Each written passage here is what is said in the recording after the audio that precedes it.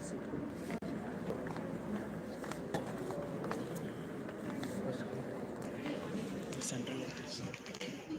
Tripod येतो तोपर्यंत इथं कशी हे शूट करायचं काय? हा फक्त एक स्टेबल धर, मी ट्रायपॉड आणतोय, पूर्ण येते, पूर्ण कव्हर येते. मॅम एक मिनिट ही शेअर होईल, ट्रायपॉड आणतो.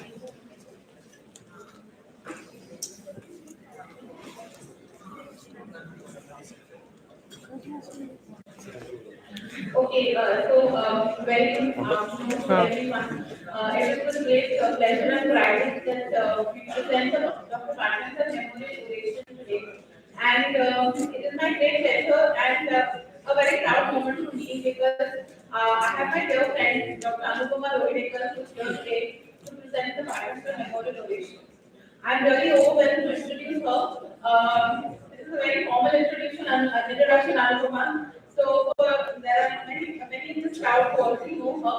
So she has completed her MBBS from Bangalore Medical College and post-graduation from Mumbai and Manipal Hospital. That is at Mumbai, that is the common thread between both of us. And with over 30 years of experience, she has lent her expertise to MSS since 2019. Now, what is MSF and what is Doctor from Border that we will be knowing shortly about it. She has been to Yemen and Iraq and Mosul and given maternal health care to those who need it the most. At the moment, at presently, she is a senior gynecologist and medical director at the Africa Midwifery Center. Now, coming to this oration topic that we have asked her to speak on is on obstetrics in war-struck areas. We discussed when Dr. Patankar started his practice here way back. At that point, obstetrics was no less than being practicing in a kind of a war-struck area we talk about today. Today we have technology, we have everything available, much more, much in a better situation than what we were there. And the stories and the incidences that I heard from Dr. Anupama on the border when she was working in Mosul and in Yemen, they were really, they really give us goosebumps. I mean, knowing Dr. Anupama, very sensitive human being, but very strong woman at that point. At one point of time, it was a birthday and we called her up and, we thought we were talking to her. We were having a very informal discussion and at that point, we said there's some noise at the background. What is that? So she said, oh, the noise, no, there's some bombing going on just around today. There are some bomb shells coming in. I think it requires your guts to step in.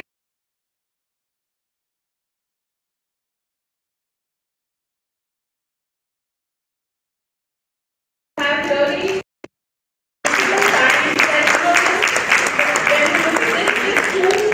two seas, two oceans apart, we have women who are facing this kind of healthcare and how much help they really need. And I'm so proud of you. I'm really very proud of you.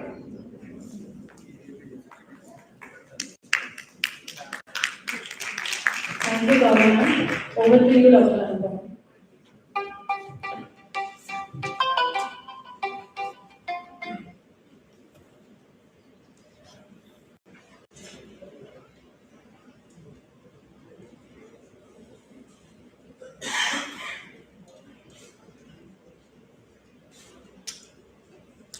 Good afternoon, everyone, and thanks, Gauri, for this honor and privilege to speak, to give an audition in honor of such a great person.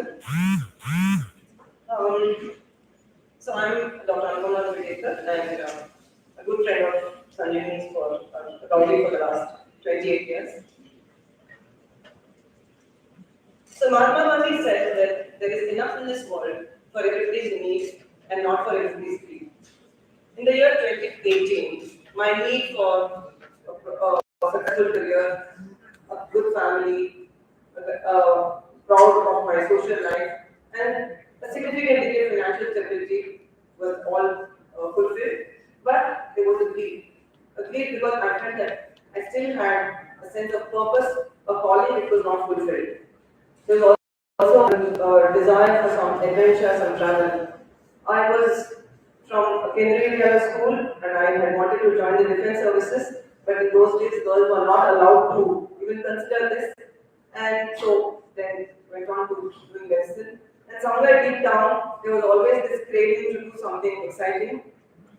In my medical school years in Bangalore Medical College, I had read about Doctors Without Borders in the book section of Riddle Digest. And somewhere that seed had been sown, and I said that I want to do something similar to this, combining my childhood dreams of wanting to serve at the border and my professional competence as a doctor. So I applied for Doctors Without Borders. It's a French non-profit organization called Médecins Sans Frontières, that's the French name, and the English version is the Doctors Without Borders. So in 2018, after I got permission from my family to go ahead and try something adventurous, I applied for borders. It was a long-drawn selection process where I sent all my qualifications and my certificates to all the way to they were sent to Italy, and they were first produced, and I was called to Delhi for an elaborate interview and to see what was my psychosocial and my mental makeup to be able to deal with handling obstetrics in areas of conflict, war, natural disasters, and so I was finally selected. And what was the preparation? The intense and detailed interview in Delhi.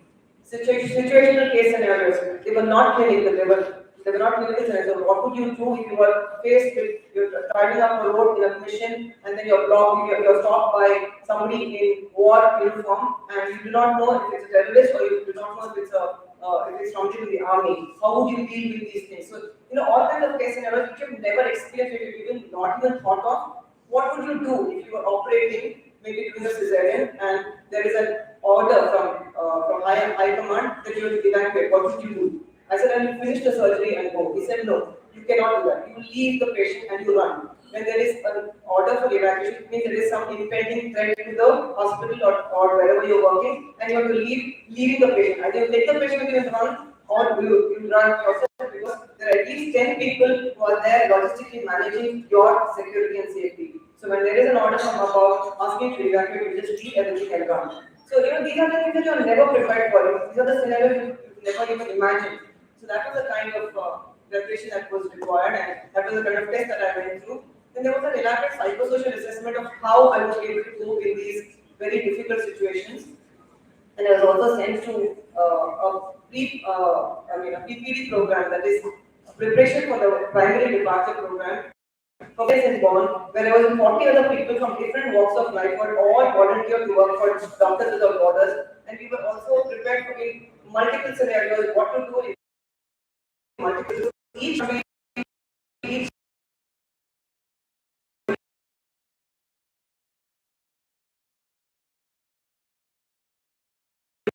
critical trainings given to understand how to be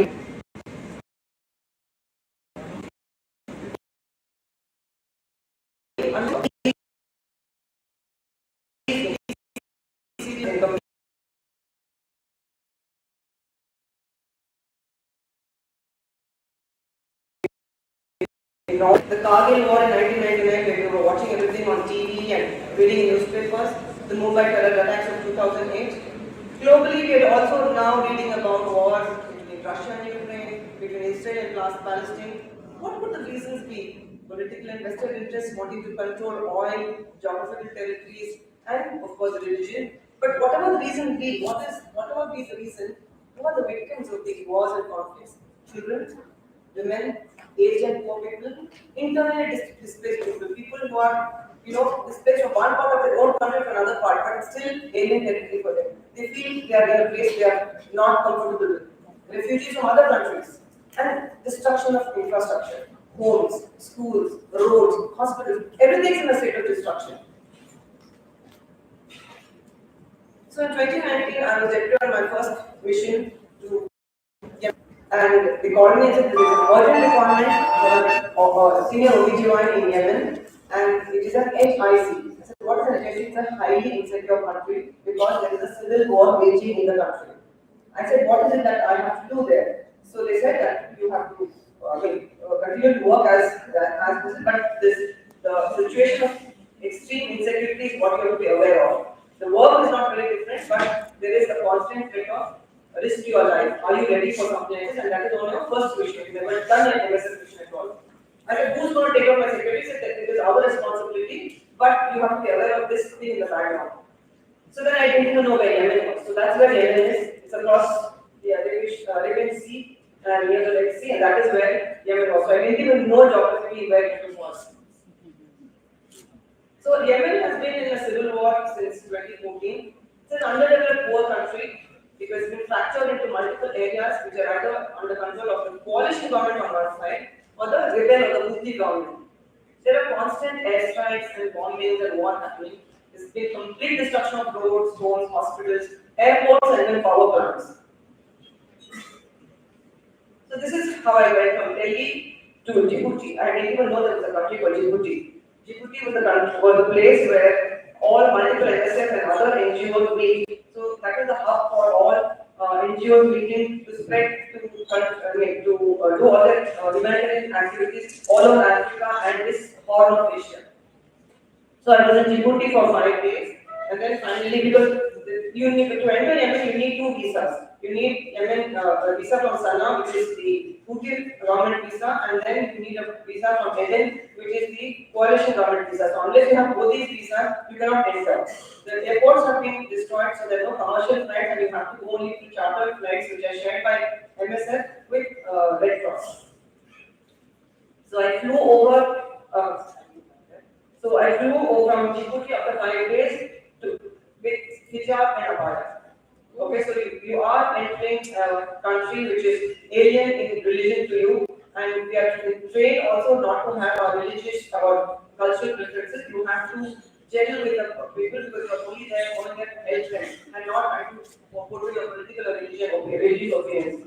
So with abaya and hijab, we flew from Djibouti to Aden and Aden to Sanaa. Sanaa is the capital up there.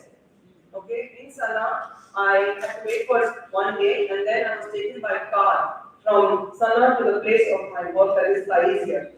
This city called Taiz. That's a 9-hour journey, and I was taken by a car, and I didn't know that I had a shadow car behind me. So if there is some threat to me, then I will be immediately removed from one car and shifted to another car. And halfway, so 2 cars come from Taiz to Midway, that's called the PC point, and 2 cars from Sanaa to there.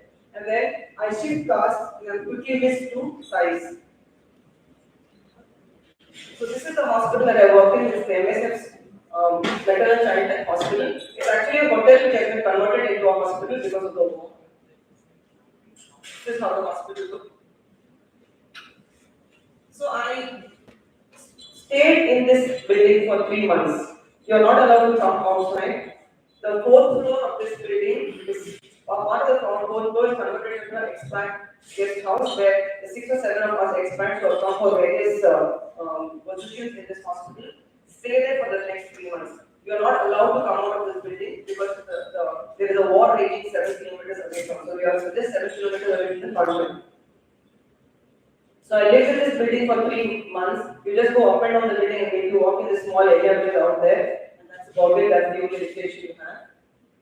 So you are first given a detailed debriefing on arrival of what the guest house has and what are the facilities, how the hospital is laid out and what's the functioning, and the strict protocols of what you do and don't based on the local customs and culture, and strict security protocols including how to reach the safe house or the safe room in case of an emergency. So there is a safe room in the hospital, there is a safe room in your guest house area, where in case there is a threat or there is a risk of bombing, you enter that room which has got everything, including food and all facilities for 15 days, including a satellite phone. So you just lock yourself in the room with your colleagues. So all this training is given. This hospital in Taiz Hauman. So Taiz has 2 parts. The city of Taiz is under control of the coalition government, and I was in this hospital which is in Taiz Hauman, which is on the outskirts. This is under the Houthi control. So in this hospital, we had mainly maternal child care. So we had antenatal, postnatal, family planning and triad OPDs, and we had pediatric OPDs. We had 2 maternities. So we had a lower maternity which managed 60% of the births completely by midwives and nurses. No doctors involved at all. And the upper maternity with high-risk mothers, which was managed by doctors, midwives and nurses.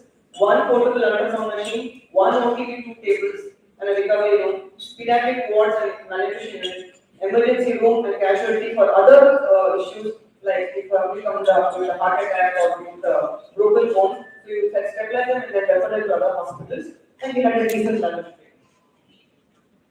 The clinical staff was a set of experts at the senior location. There was a midwife activity manager. She is the ruler of the maternity. She is the one who fixes the rota and manages all the staff. All that you have to do is for expert gynecology, you just manage the clinical care. You are not involved in the running of the labor room. So it's so much less stress. Then there is a senior pediatrician and there is a clinical team lead. All of us are foreigners. And then you have 95% of the staff are the local people, OB gynecologists, pediatricians, and anesthetists who have at least 12 years because there they do 7 years of MBBS and then 5 years of post-graduation. So who have at least 12 years of being a doctor. Medical doctors are just MBBS doctors who have 7 years to their medical studies. Midwives and nurses, OT and anesthesia technicians, and the main cog in the wheel is a translator. They do not know, even the doctors and midwives do not know English. They know English terminology, but they will not know English or spoken English, so they cannot speak to you. So your mode of communication is through the translators, and the translators are not doctors. So everything that you speak to them, you have to break down into simpler English so that they can understand, and then they communicate it to the to the staff or the patient in Arabic, and then they retranslate the answers to us. So you need time to understand all this. That's the OPD. And then I went on my second mission in 2020 to Mosul, Iraq. So that is Iraq. Saddam Hussein's territory. So this is Mosul is the second largest city of Iraq. It's on the northern bank of the Tigris River, and it has been a historically very significant city because it housed the Mesopotamian civilizations since the 30th and 30th BC. The Indus Valley civilization, most rich civilization which had a confluence of huge monumental architecture, agriculture, economic and religious activities, education, art and culture were its hub, but between in the after the wealth and prosperity under Saddam's rule, Mosul was captured by Israel to establish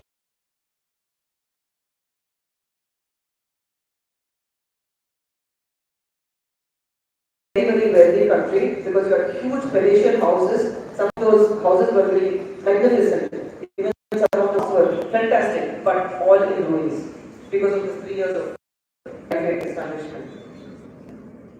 Coming back to Yemen, I had these clinical challenges. There were about 800 deliveries a month. As I told you, language and communication was a challenge. There was a high incidence of complicated pregnancy. Grandma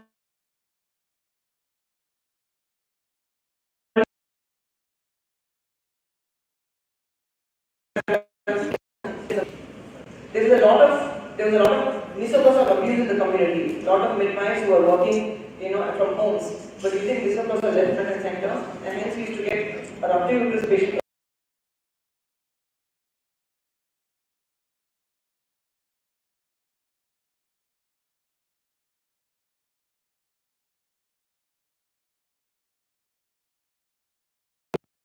Leave the woman with her uterus because otherwise her husband will abandon her. Since all the power plants were destroyed, we only had generators in the hospital for electricity, so you could not use coffee anymore. There were limitations for neonatal resuscitation outcomes. A baby which was born will be resuscitated for 12 minutes. Usually, they would not tube the baby. If they did intubate the baby,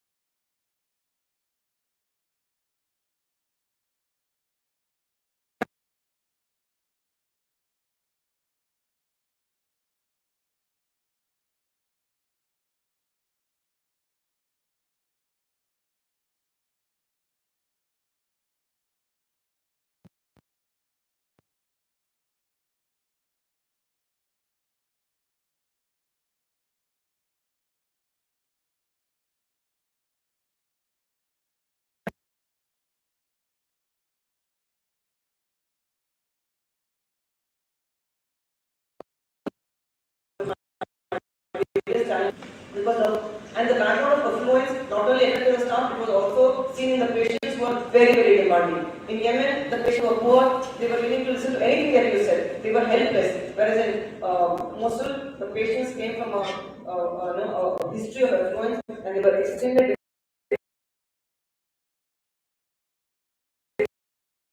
demanding.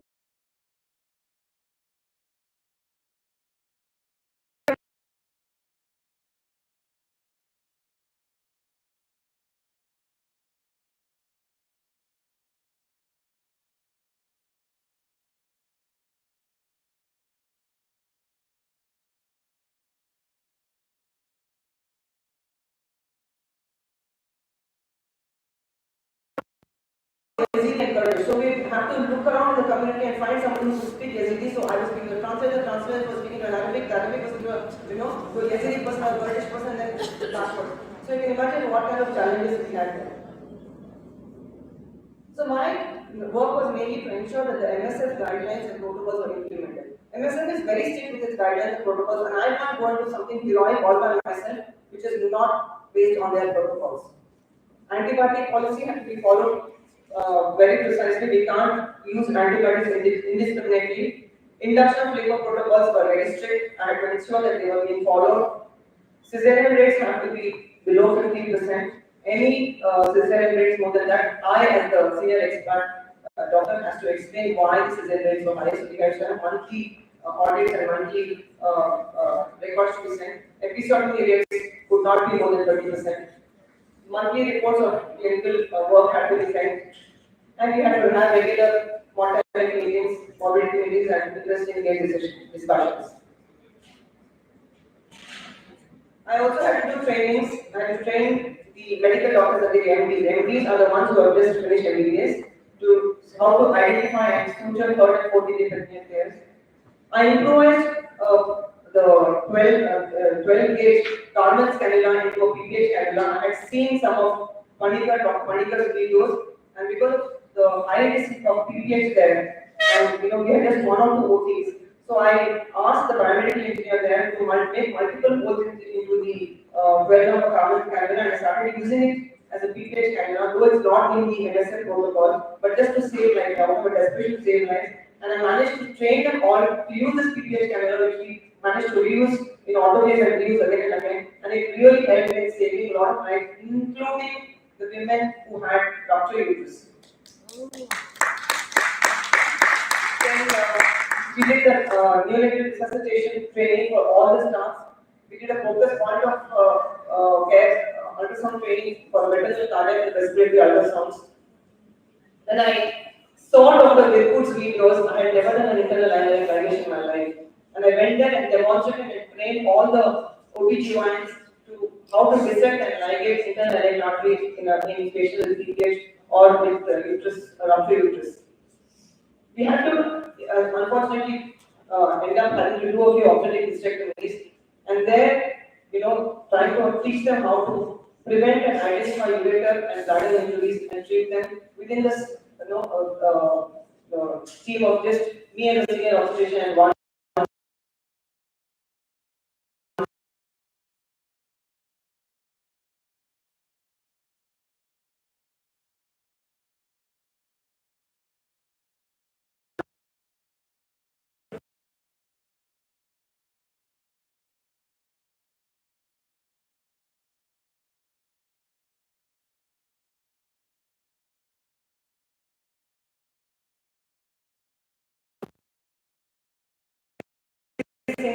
Doctors, etc., to how to use a syringe pump, how to load it, how to, so this had to be taught. Imagine all these translators. So that I did. Again, I trained the senior OB-GYNs, and there were surgeons who took come and man the OBs because we didn't have enough senior gynecologists or experienced gynecologists in the local team. So I was very proud for me to have to teach surgeons how to do an internal dissection and ligation. And then 1.5 months down, when I was there, COVID struck. And so we had to understand what was all this about. So there was little internet, we could manage to understand what was happening in the rest of the world. And within the equipment that we had to plan how to manage. And so even something like implementation of social distancing, usage of masks and visors by the staff was a Herculean task. We had 700 masks in the whole hospital. Which were used only in the OT. And now we have to use masks everywhere. And MSF does not allow you to buy local products. You have to get it from the central supplies. So you have to wait for supplies because there were no flights. So having to wait for supplies to reach you, trying to convince MSF headquarters to give us permission to buy from local stocks, all these were challenges. Then we ended up trying to set up COVID triage and care areas within the framework of the hospital. And I must tell you, most of the MSF hospital in Mosul was in containers, in aluminum containers. So all this was new and challenging to me. I just recall a few interesting cases that I had. One was a 19th gravida. She was a shepherd woman, and I was called because they said they are not able to manage one patient. So when I went to the labor room, I went to the upper maternity, and there was this woman on all fours, and I couldn't understand what was the problem. And they said this woman came to the lower maternity, which is where the low-risk mother's ladder. She came 8 centimeters dilated 5 hours ago. Okay, and she's not progressing, now she's not allowing us to touch her.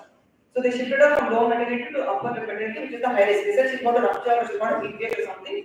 She's had 15 deliveries at home attended by her husband. She's never been to a hospital, she's never had antenatal care. Now she's here, 5 months ago she was 8 centimeters, she's not delivered, she's not allowing anybody to touch her. What do I do? So by the time I could understand what the scenario was, it took me 15 minutes to grasp what the situation was.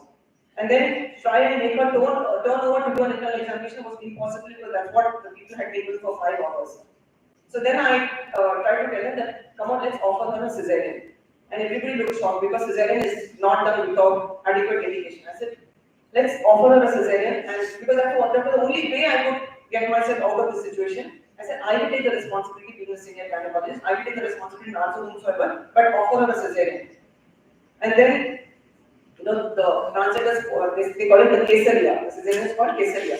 So she said Kesaria. That woman doesn't know what Kesaria is. She doesn't know anything. So they had to explain to her that we will not allow you to deliver vaginally. We'll cut your tummy and remove the baby from above. Is all that we do. And also, I added, as I walked down to 4 floors to the admin block to tell them that here the lady we might lose. We might have a maternal mortality today. And are we ready for this? And I also told her, why don't we ask her if she's willing for an Akar Anabi? Akar Anabi is tubal ligation. It's not permitted to do tubal ligation unless you have adequate medical reason. So I just dropped this idea to the translator and I went down to prepare the admin staff that they're going to have a maternal mortality on hands. When I came back, this woman was lying on the bed. And I had to take her back and she was suddenly in her late 40s, blind in one eye, shepherd woman, okay? And she had just said that Ajnabiya is only going to touch me. Ajnabiya is for a foreigner. She said, only that foreigner is going to touch me, none of you will touch me. So when I said, okay, I will put the cannula, I will put the catheter, and I will take her to the OT, but I will not do the surgery. One of the doctors, which was a straightforward cesarean. And even the fetal heart had to be checked for 6 hours. So I checked the fetal heart, ensured that the fetal heart was fine, started an IV line for her, put in the Foley's. The doctor said to me, doctor, do a PP and pull out the baby. I said no. Getting her confidence to lie on the bed has taken us 6 hours. Now we are not going to, she probably didn't know what was happening to her. She was having children and again and again. She just wanted to not have children anymore. Her basic request to her husband was, this delivery I want to have in the hospital. She had insisted throughout her pregnancy that she wants to have the hospital, this baby in the hospital, not knowing what, but knowing that the hospital will probably help her. And the only thing that helped her was when I told her that there is a surgery which will prevent you from getting pregnant again. And this suggestion was from me, who was from India, where we do tubectomies all the time. But in Yemen, tubectomy is like committing a sin. We are offering tubectomy is like committing a sin. And that small suggestion was more than the woman needed. And next day, and there women go home 3 hours after delivery and 1 day after cesarean. And and I told her to translate that I am not going to do the cesarean. My junior will be doing the cesarean, but I will ensure that you will not be forced to have a normal delivery. Next day, with that one eye of her shaking at me and went home with the baby. Then there was a breach with hydrocephalus. She came to us at 34 weeks with scan report of hydrocephalus and told us that you cannot terminate a pregnancy for anomaly. She was a previous cesarean. We tried to tell her to do any position to turn the baby over to vertex. The only one reason we had for inducing labor was that she had oligomelas. But there is a previous cesarean. So finally she remained breech. She came in labor, and then I was called one night. The baby had been born with the head, and they had tied some watches and tried to give gravity to get pull the baby out. The baby wasn't coming. I tried to do final tap to hope that we could reduce the hydrocephalus. It wasn't working properly, a non-communicating hydrocephalus. I called the anesthetist, we tried everything. The only thing that I could not bring myself to do was a destructive procedure. I just couldn't bring myself to do it, and then I told them, please go ahead and do a cesarean. Kind of do a periodontally. Do a cut the neck, deliver the baby from below, but deliver the head from above, suture the baby back, and give it. That was a very difficult clinical decision for me to do, to not go destructive surgery, because I couldn't bring myself to do it that way. Then there was another lady who came with us with the ruptured uterus, and when we sent her blood to the lab, they said we had no cells to death. I think the hemoglobin is 1 gram. This patient was conscious and she was speaking. And so we took her out, and there the protocol is, if you do not know the blood group, just start with negative blood. Only, and we don't have a great blood bank. All the local people come and give blood, and you just collect the blood and do some tests. So we started her, opened her up with this O-negative blood on flow, saved the woman's life, sent her home, saved her uterus as well, and sent her home. And I learned how to insert implant out there. We do not have opportunities to learn how to implant. We've only seen videos and not that one. So I learned from my team there how to insert an implant out. In Mosul, we had, there are two types of maternity centers in NSL. One is the PMOC, that is the basic emergency obstetric and neonatal care, which is manned by only midwives. And then where there is no OT, you can only do normal deliveries. And then our centers where we have gynecology and OT facilities called CMOC, that is a comprehensive emergency medical and maternity obstetric units. So obviously, senior gynecologists like me will be only a C1, but there will be multiple PMOC centers will be referring patients to you. So we had a PMOC center in the center of mountains, which is the Yazidi dominated area. Yazidis were the ones who were terrorized by the ISIS because they believed that they were non-Muslims. So the Yazidi community has gone to unexplicable horror during the ISIS times.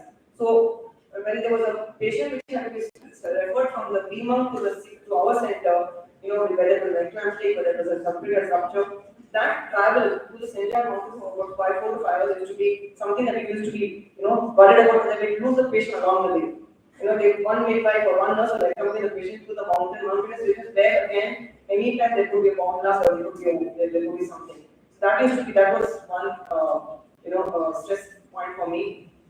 We had one lady who had a silent rupture of uterus. She was an obese lady who came with an IUFT, congestive diabetic. We thought that the IUFT was because of the uncontrolled diabetes. So we decided to induce her. And a couple of hours later, we saw, she had been admitted as a night. And the next morning when we saw her, she was happily sitting there and eating. And surprisingly, the doctor admitted was vertex. And surprisingly, this was a breech. Okay? And we couldn't understand why the baby had, IUFT had turned over to the neck. Had the original doctor missed a breech, we didn't know.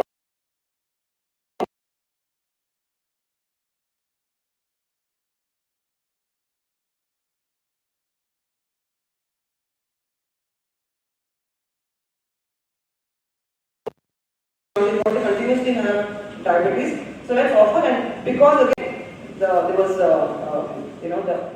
temptation of undergoing a triple ligation which she will not conceive again, she agreed for a cesarean, and we were shocked to find that the baby was in the abdominal cavity, the uterus had nicely shrunk, and she was fine. It was only at cesarean that when they opened up that laparotomy that they decided that they realized that the baby was in the abdomen, and this woman was happily sitting in it. Not a drop of blood in the abdominal cavity also. We didn't need to transfuse blood test. I had never seen something like this. Then there was this patient who came, she was a fourth of which data, she came fully, and the midwife said fully, and they dragged her from the triage into the labor room. So that there's somebody who's fully dilated, and the they went to her there and they needed any centimeter and the doctor took it. And I was just standing there, just out of curiosity, and he was keep walking on the labor room and helping them for whatever they needed. And I just stood there and was watching, and when she did an ARA, or I think it was SRM when the head was crowning, there was a gush of blood. Okay, and he thought it was abruption. So he said, okay, hurry up, and we told the mother to quickly deliver the baby. And the baby came out, didn't cry immediately, then we took it to the nurses there. And the baby looked a little pale, and we said, okay, and the baby's crying. I mean, it had a weak cry, but that was how it was abruption. Then there was no other bleeding, and it was a normal, everything had went on well. But somehow I went to this church and the research that this baby was having some grunting. So I said, just call the pediatrician. The pediatrician are on the floor. So just call the pediatrician, came and looked and said, okay, let's give some oxygen and go. But somehow I was not comfortable. There was a Mexican senior pediatrician who came and said, no, let's take the baby to the pediatric ward and see. And a couple of hours later, because they were also unsure what was happening, they did the baby's hemoglobin and found that the baby's hemoglobin was very low. And they decided to transfuse blood. Somehow that association was not right for me, so I just kept wondering what it was, and then it struck me it must have been asaprevia and not an abruption. I had never seen a asaprevia in my life, and so we had CAP on asaprevia because that was probably the reason why that we had that rush of bleeding, and it was not the maternal blood that we lost, it was the fetal blood that we lost, and the baby was anemic, and after giving one transfusion, the baby was fine and with the mother the next day. In July 2020, we had 1,187 deliveries in that hospital, of which only 199 was cesareans. This is the effort, this is the amount of work and the low cesarean rates. The neonatal outcomes I'm not very proud of, but we didn't have a single maternal death.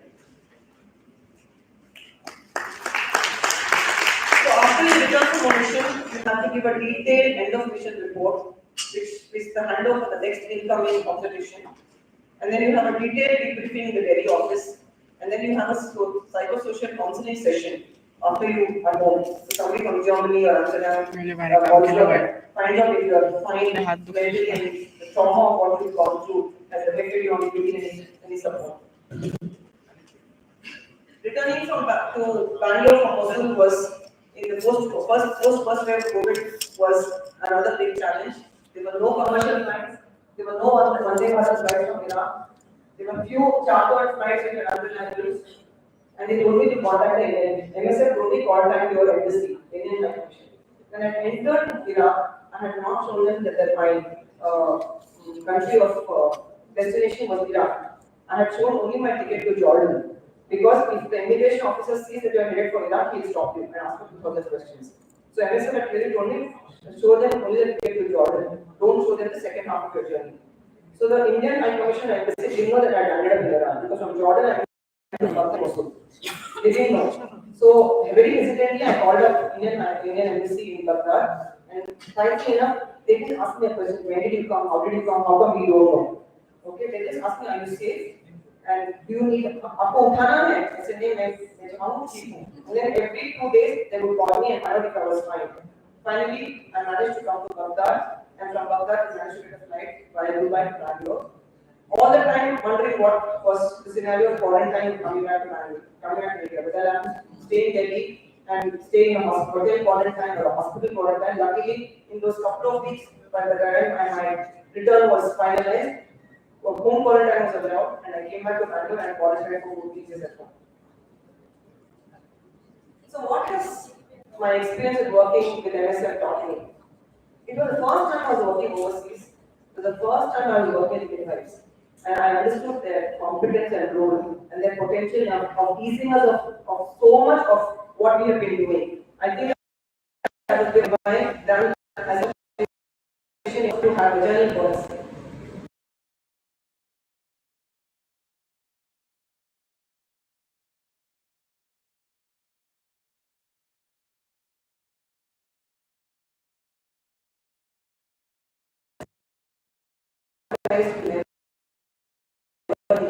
Every single word you speak, you do not know what the response is going to be.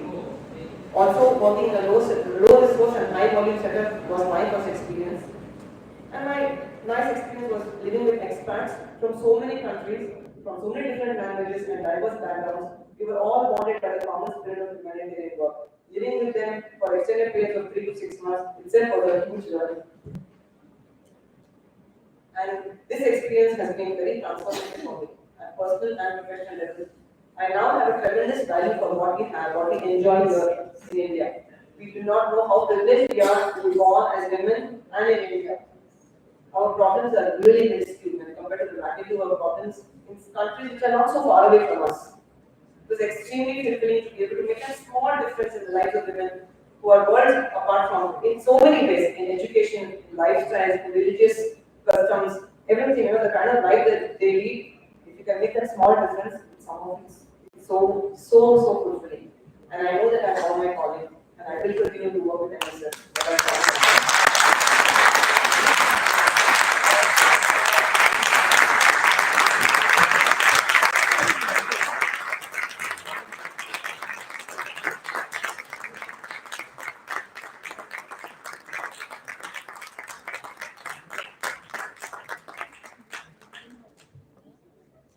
Thank you so much, Anupama. We are just Can you join us for 2 minutes? We will be having a small video from the NSF about the work that they do. Please feature it for 2 minutes. Can we have the video coming in? I just want to tell you that MSF is works based mainly on donation. It's a completely non-governmental organization which works fully on donation. And the MSF, because of the war in Ukraine and Israel, MSF is facing huge financial crunch. So I know that most of us cannot go and volunteer, but if you could make your contributions to the desk outside, it would be very great. So we have a counter from the MSF outside. There are two young girls who are here to tell you about MSF. This is what MSF is all about.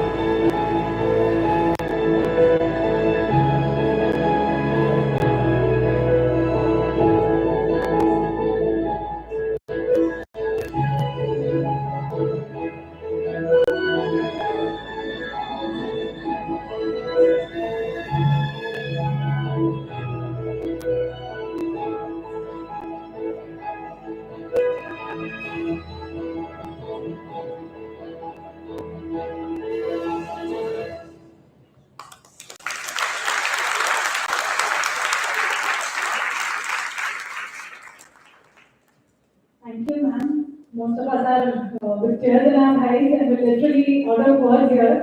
A little glimpse into what you do is what we can't even think about. I would like to call upon Dr. Karandikar, ma'am, and Ashutosh to felicitate Dr. Anupama, ma'am, for the extraordinary work, more than the extraordinary lecture that she's presented us with.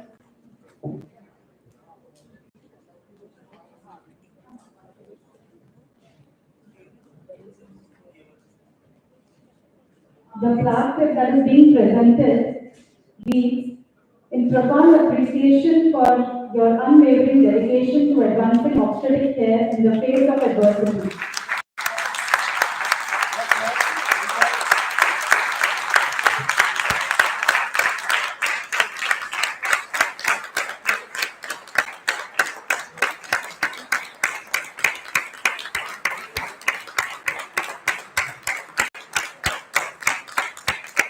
Your commitment to delivering hope and life in war-stricken areas is the true essence of humanity. May your oration inspire future generations to bring compassion and expertise to the most challenging of circumstances.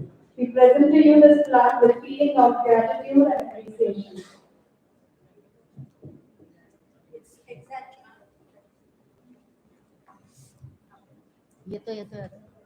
It's exactly 40 years since Dr. Patankar passed away, and 39 years since we had this oration in his name. And believe me, I've been a witness to all these orations.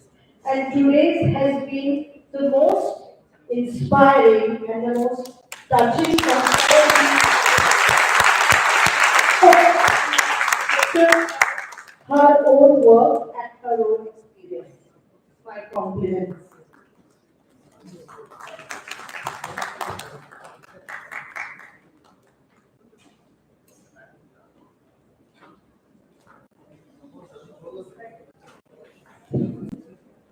Thank you so much, ma'am. Now moving ahead with the most awaited award session.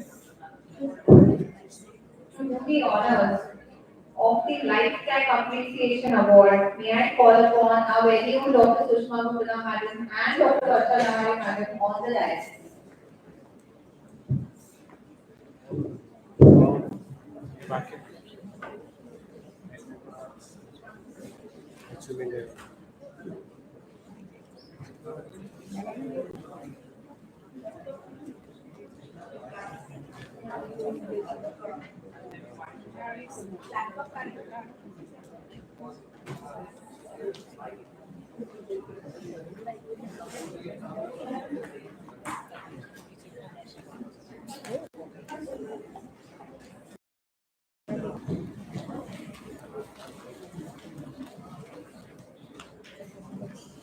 Good afternoon, respected seniors and my dear friends.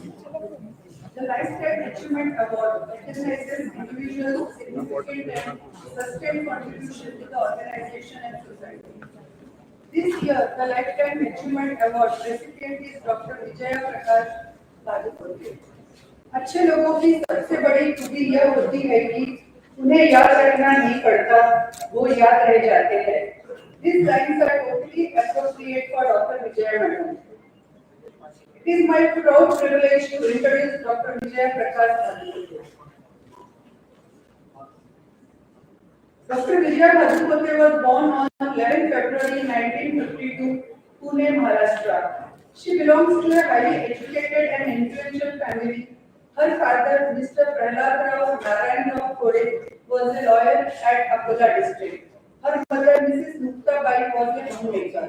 She is the only doctor among all her siblings. All are married and well settled in their respective fields. Dr. Vijaya Badukote is happily married to Dr. Prakash Badukote, her first love and first year MBBS batchmate. She is blessed with son Abhijit, daughter-in-law Shruti, and grandson Aro. Dr. Vijaya Badukote completed her MBBS from IGMC Nagpur in 1974. She also completed her 3 years residential course in OBGY from GMC Mumbai, but could not appear for the ND exam due to some unavoidable circumstances. She was student of Dr. Anjaneyu sir. Later on, Madam completed her diploma in OBGY from Mumbai. Her expertise is in tuberculosis surgery under the guidance of Dr. A.C. Mehta, Mumbai. Dr. Vijaya Badukote did gynec private practice in Ghatkopar, Mumbai. For a few years, she was also attached to RCF Mumbai as a gynecologist. In 1990, Dr. Vijaya and Dr. Prakash Badukote decided to move to Nasik. The climate and the peaceful life of Nasik attracted them. In 1991, Dr. Vijaya Badukote Madam started her own hospital, Ichamani at Nasik Road. At that time, she was the first gynae to her own laparoscopic instrument, and she used to visit other hospitals for laparoscopic care. She was a cool and confident surgeon. At the age of 55, Madam did 4 months residential course for AFIH, that is Associate Fellowship of Industrial Health from Mumbai. Dr. Bhadupati Madam was attached to Glaxo Pharma Company as occupational health consultant for almost 14 years. During this period, she was actively involved in cervical cancer awareness program through pap smear screening and HPV vaccine. In 2016, Dr. Bhadupati Madam stopped her private practice completely and took the job of full-time occupational industrial health consultant. At present, she is attached to Jindal Company near Koti, Nasik. In 2001, Dr. Vijay Bhadupati Madam was president of IMA Nasik Road. She was the first president to arrange health exhibition for common people for 2 days at Nasik Road and also conducted various medical health checkup camps for ashram schools of Nasik. She had a successful tenure as president of IMA Nasik Road. In 2007-2008, Dr. Vijay Bhadupati was president of Nasik Gynec Society with Dr. Gauri Karandikar as the honorary secretary. I was the joint secretary. It was my privilege to be part of her team. Under the guidance of Dr. Bhadupati as the president, the managing committee performed various unique activities and brought laurels to the Nasik OBGY Society. Anemia detection with MQ Pharma Company was conducted for various schoolgirls in Nasik. One day, live telecast of laparoscopic gynec surgery workshop with late Dr. Rakesh Sinha sir was performed. 2 days ICOG workshop was successfully conducted. Public awareness program on female feticide for almost 500 lady members of Lokma Sakhi Manch was well appreciated by everyone. Till now, Dr. Vijay Bhadupati Madam is the only president to receive the Best OBGY Society Award. She showed her leadership qualities and remains one of the best presidents of Nasik OBGY Society. In 1980s, Madam had directed and acted in one of the famous episodes of reality show on Russian called Narcosis. This episode was based on amniocentesis procedure related to female feticide. The show was well appreciated by common people and Madam received award for it. She was actively involved in such health awareness activities for the society. Dr. Vijay Bhadupati Madam is a lady with golden heart. Her passion is traveling, painting and cooking. She is courageous, disciplined with positive attitude. She is very friendly and she is Yarukaya. I know Madam since last 18 years. You are the first person to introduce me to the Nasik Obstetrics Society. Thank you very much ma'am for all your love and blessings. Few lines for you dear ma'am. When destiny forgets to tie some people in blood relations, it corrects its mistake by making them true friends. I've got a small video for Madam from her friends and relatives.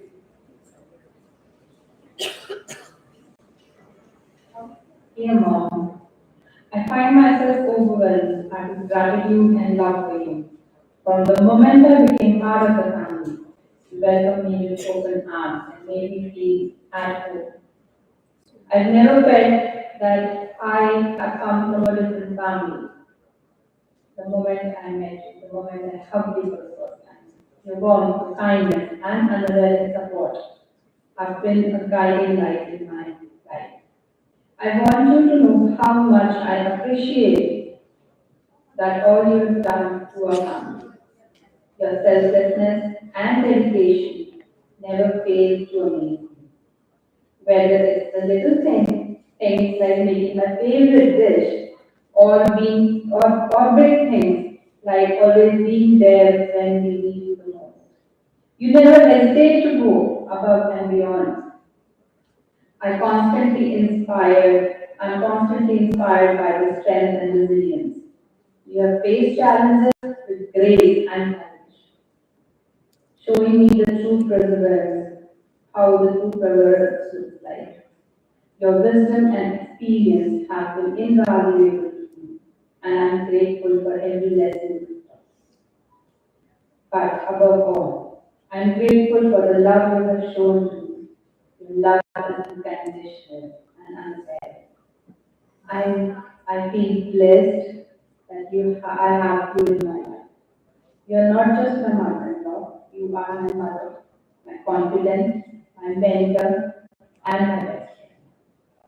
Today, as we celebrate you, I want you to know how much you are being cherished and adored. Your presence fills our home with joy and love, and I'm so thankful to you as a part of this family. So here's to you, Mom, the woman who touched my heart in more ways than I can count. Thank you for being thank you for being the incredible person you are, and for being the best mother-in-law a girl could ask for, with lots of love, Shruti.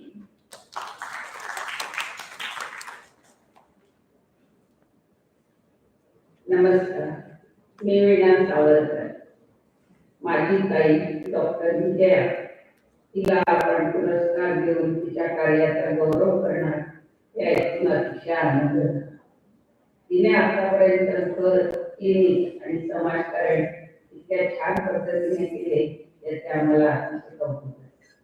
ती लहानपणापासून मेहनती आणि उत्साही आहे. त्यामुळे हे सर्व करताना आपण काही विशेष करतो आहोत हे तिने आम्हाला कधी जाणवून दिले नाही. तिला माणसे जोडण्याची कला आवडते. त्यामुळे सर्वच नातेवाईक, मित्रमैत्रिणी आणि सहकारी यांच्याशी तिचे घनिष्ठ संबंध आहेत. ती आमच्या कुटुंबातील सर्वच मुलींसाठी रोल मॉडेल आहे. या सर्वात तिला बरोबरीने सतत साथ देणारे आमचे विजय प्रकाश आणि मुलगा अभिजित, सून श्रुती आणि नातू आरोह यांची सतत सोबत होते. मी ताई आणि विचारी या दोघांनाही उदंड आयुष्य आरोग्याची प्रार्थना करते. तिच्याकडून अजूनही असेच चांगले कार्य होत जावो अशी शुभेच्छा व्यक्त करते. तिचे पुन्हा एकदा अभिनंदन करते आणि मी आपल्या सर्वांची आभारी आहे की तुम्ही मला इथे व्यक्त होण्याची संधी. नमस्कार.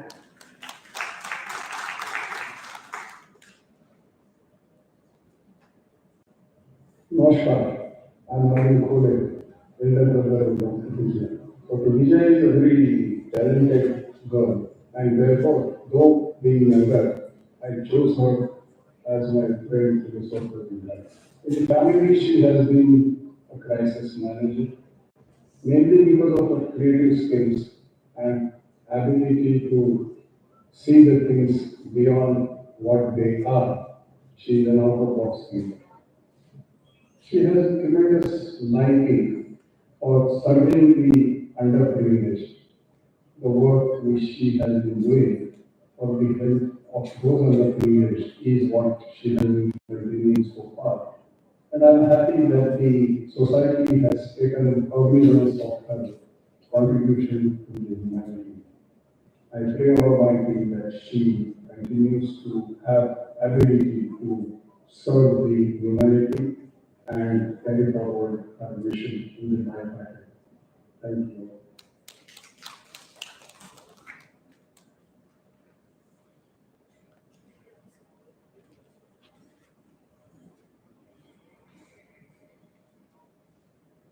Good afternoon, everyone. It is with great pleasure that I talk about Dr. Vijaya Mayuri as she receives the Lifetime Appreciation Award of the National Obstetrics and Gynecology Society for this year 2023-24. I met Nan the first time in 2007 when I was elected as the secretary and she as the president. Then there were no elections and we were just given the post by default. We had not even met before to decide what we were going to do through the year. But believe me, that was the best year of my life, where we got to know each other so well, and we really walked through this one year with great enthusiasm. We enjoyed every moment of it, and that was not possible without Nan's support, and the confidence and the open-mindedness. From what I know about her and what I have seen over the last almost now 17 years, Nan is a very warm person, very jovial, and always open to suggestions, always open to learning new things. Now that wasn't a new story for everyone. She has done occupational health at the age of 50. So very inspiring and always open to newer ideas that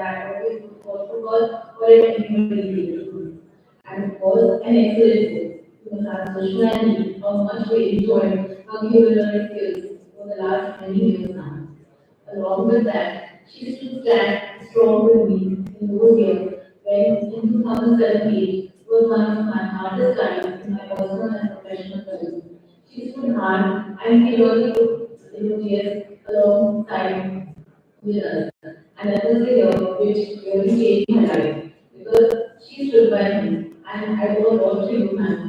Thank you for believing in me and thank you for being a part of my life journey. I wish you all the best, good health and good luck. Thank you.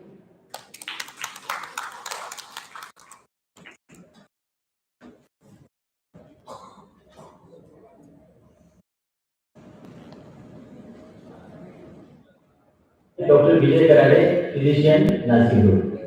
Doctor Vijay Baluputra madam को मैं पिछले 35 साल से जानता हूँ। उनके बारे में एक मिनट में बोलना बहुत कठिन है, पर डॉक्टर सुषमा गुप्ता मैडम ने मेरे को बोला है कि सर आपको एक मिनट से जल्दी खत्म करना है, इसलिए मैं पूरी कोशिश करूंगा। बालूपुत्र मैडम एक कभी न थकने वाली जिंदा इंसान है। आज भी वो 70 प्लस होने के बावजूद जिंदल फैक्ट्री में रोज 8 घंटे काम हो जाती है।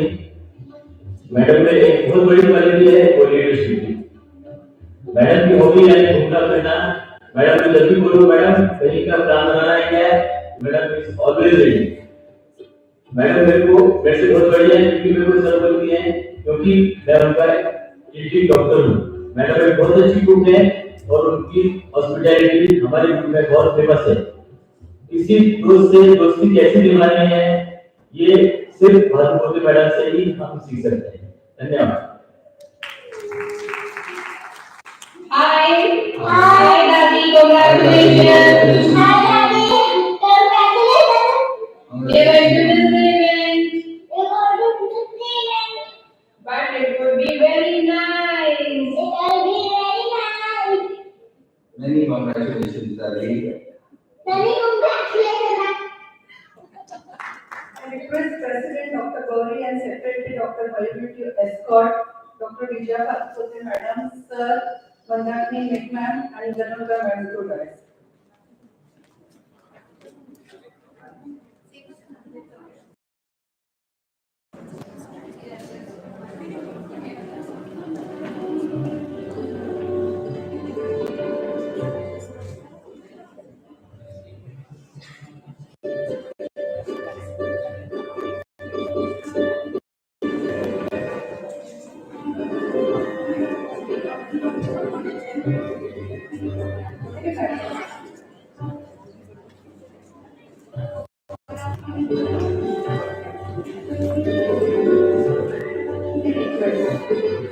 As a token of love and appreciation, we will be presenting flag and short to Dr. Vijaya Bhatupati ma'am.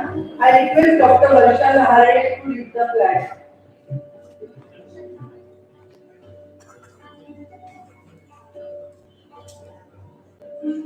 For Nashik Obstetrics and Gynecology Society, in recognition of the lifetime award. We are giving this award to Dr. Vijaya Bhatupati, a pioneer in the field of obstetrics and gynecology. Your unwavering commitment, compassionate care, and tireless efforts have not only contributed to medical advancement but also through resilience and dedication. You have overcome challenges, leaving an individual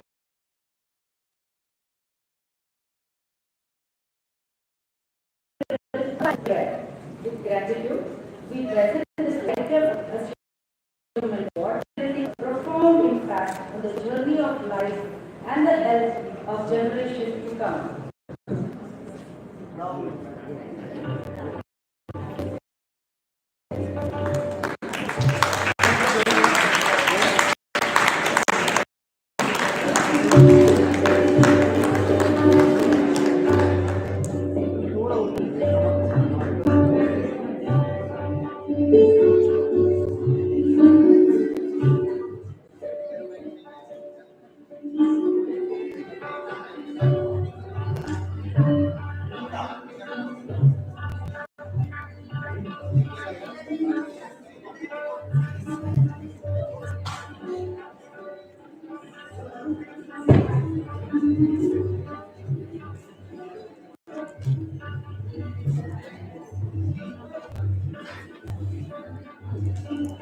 Congratulations, ma'am.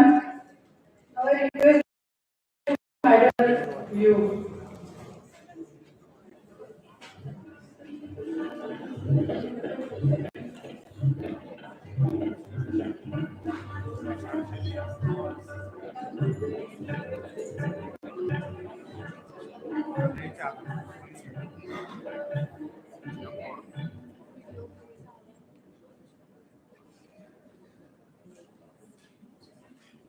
Thank you, Varsha, for the nice words for me and the lovely introduction. Hello, friends, under the case and all the seniors. Today I am so overwhelmed. I made this award for my own people. It is like a receipt of my work. I received this from you. May I? What can be more satisfied than this at this age? No? And that too from at the hands of Dr. Karandikar, who is known to me even before my admission to medical college. She is friendly with me in last, I think, 45 to 50 years. Okay? 45 to 50 years I know her. And you all must be knowing that we know her, I know her. 45 years, and we are from the same town of Vidarbha, that is Akola. So it is one more thing which gives me more joy that I am getting it from her. Friends, actually I come from a well-to-do family, but with the family of 5 siblings, we were taught to utilize our resources judiciously. Education and social culture was impressed upon us right from the childhood. Education service, education and service to community and underprivileged to the underprivileged was always our priority. Therefore, when I became president of IMN Ashok and then NOGS, I thought of doing something for this underprivileged community. Health camps for the students of Ashram Shala, health and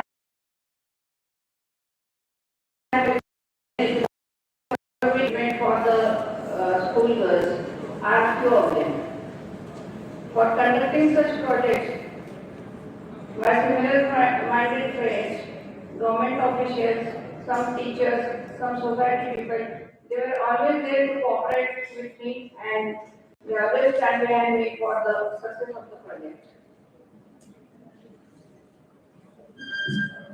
I really thank them and I keep in mind their association on this. Even in my practice, I had a really good team of my friends who always stood behind and I could always put the gun on their shoulder while working. So that time also, Dr. There is such a big list I can't come.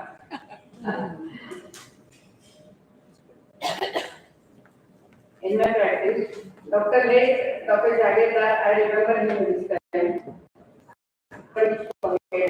Dr. Kumar, Dr. Abhay, Dr. Rajendra, Dr. B.R. Gaikwad, Dr. Karade, great team with me.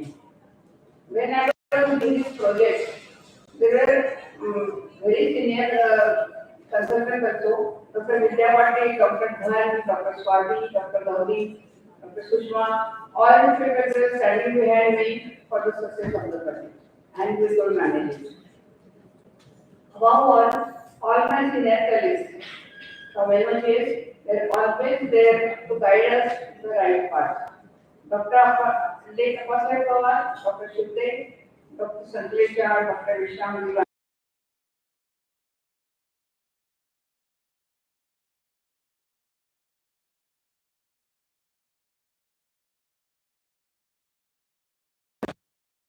tenure, there was one more thing. It was the time of MPP registration for the hospitals. It was very troublesome for all of us. That time, Mandakini madam came personally to Nashik and she collected all the forms and she got our registration very, very fast. We cannot forget it. Last but not the least, my family was always there behind me to support me. Of all the awards, this is very most precious award for me because it comes from my own family of enthusiasts as the ultimate recognition of our service. It encourages me to redouble my work for which I will be always available. It is always said that lifetime awards given me, the person has done enough work and now they should go and retire. But for me, the award doesn't stop me from working. On the contrary, it is inspiration and encouragement for me to work more and more for the service of mankind. I again thank all the organizers, all my friends for supporting me whatever little I could achieve in my life. Thank you so much. And thank you to all those parents who may be not mentioned in this, but I am obliged to this. Okay, thank you. Thank you, ma'am. I request friends of Dr. Vijay come on the side of table.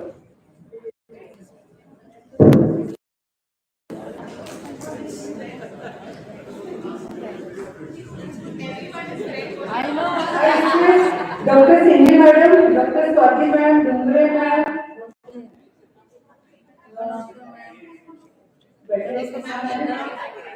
Karade ma'am, Bapat ma'am, Dungre ma'am to please come on the side of the stage for the group.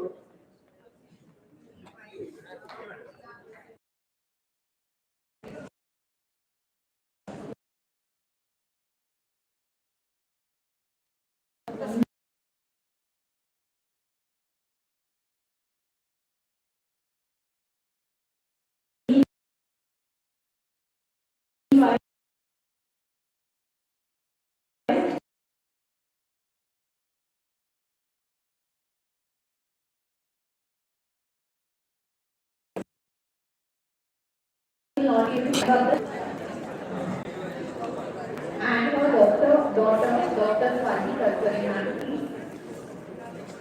Dr. Mrs. Sunita Kalkar was a founder member of Massive OBGYN Society. She was the first qualified gynecologist to practice at Massive Hospital. She was physically challenged to a disorder of lymphatic system, but she never allowed her illness to interfere with her duties. This award is given every year to the students from Patankar Memorial College who stand first in the all four maximum marks.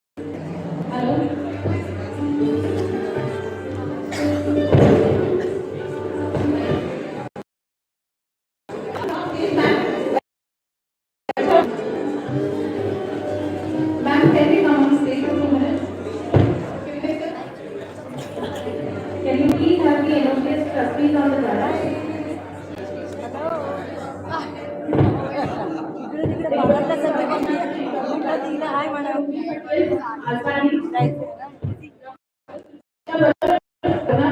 are trustees to be on the dais. Dr. Mayuri present.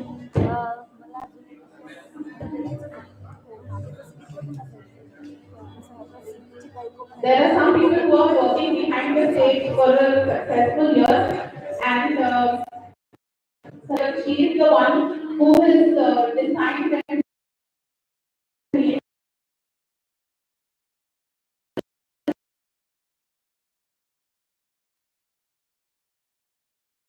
one.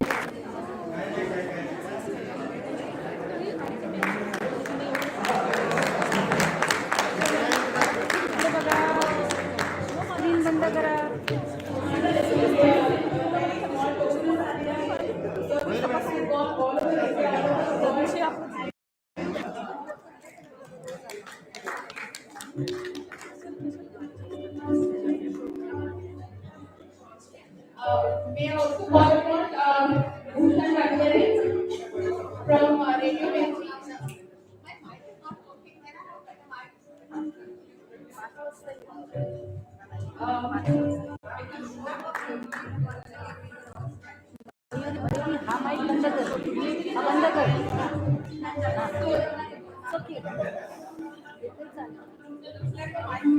याच्यावर बोल Gauri Gauri Hello. So we had a Radio Benji and certainly the first one is finance without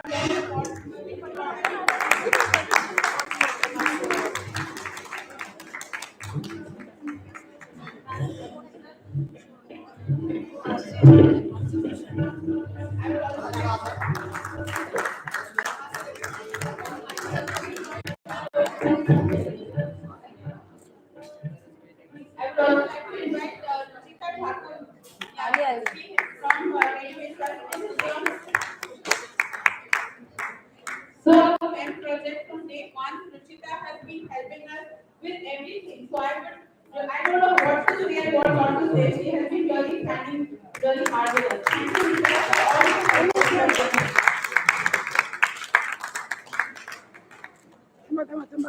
And Pooja Chandrakar is here. Pooja is the one who gives us all the energy points, and she is the silent worker behind all the points that we get. In spite of having a small baby at home, I think she's been really working hard for everything. Very small appreciation from us, Pooja.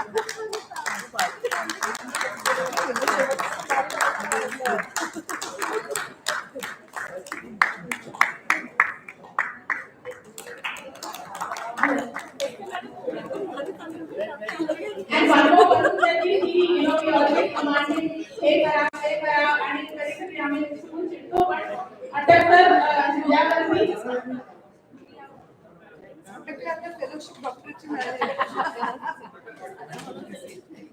Nice. I think he is an appreciation for what he is doing.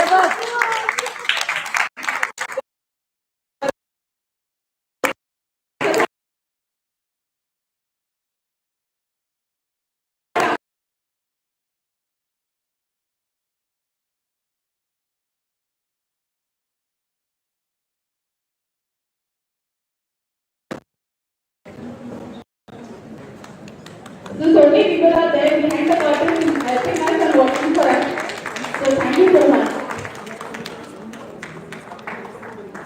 जेवायला गेले वाटतं लोक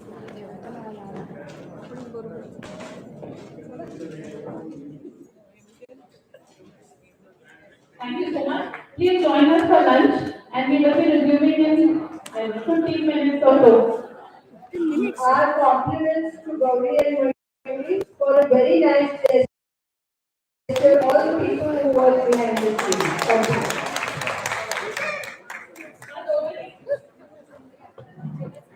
So we'll join back for lunch in 15 minutes because we are going to go live. It's 2:50 and we are going to go live at 2:30. So